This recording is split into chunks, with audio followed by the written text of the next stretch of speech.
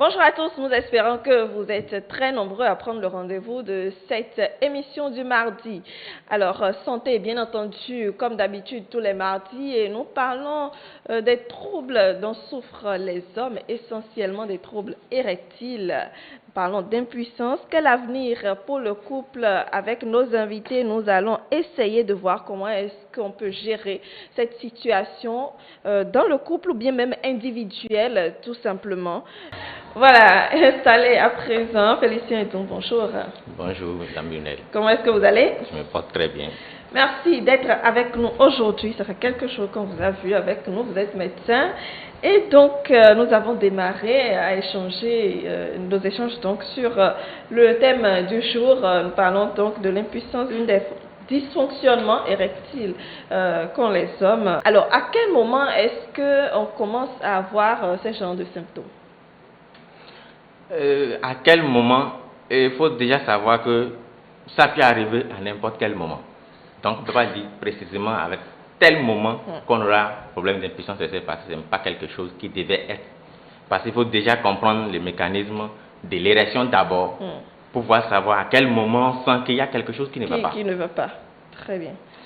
L'érection, en fait, c'est un réflexe normal chez tout être masculin, qui est influencé par plusieurs facteurs, c'est-à-dire qui est déclenché par plusieurs facteurs. Ça peut être d'abord physique, soit sur le fait de toucher, des caresses, que ce soit par les partenaires ou la partenaire, ou par l'individu lui-même lors de la masturbation.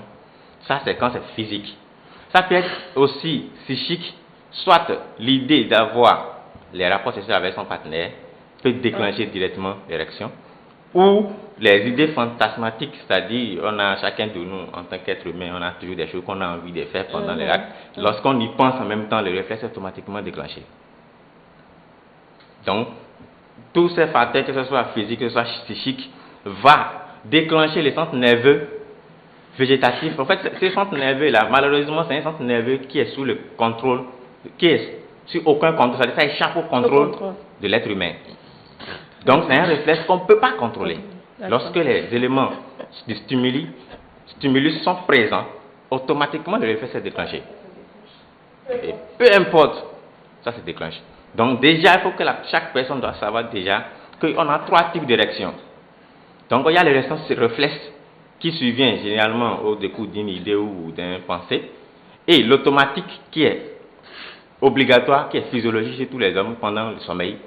Ça se passe pendant le sommeil paradoxal. Donc, cet réflexe-là, personne n'a le contrôle, on se réveille, on est en érection. Ça, c'est lié aux différentes phases du sommeil paradoxal. Et ensuite, il y a l'érection maintenant provoquée quand on a envie d'aller au sexe. Donc, lorsque déjà on maîtrise déjà ces trois éléments, ça va nous permettre à la suite de pouvoir catégoriser les problèmes qu'on peut avoir au niveau de l'érection. Là, si c'est tel côté, si c'est telle chose que je ressens, je peux déjà penser que ça c'est tel problème d'érection. Si c'est telle chose que je ressens, je peux déjà penser que c'est tel problème. Très bien. Donc, trois facteurs qu'il faut maîtriser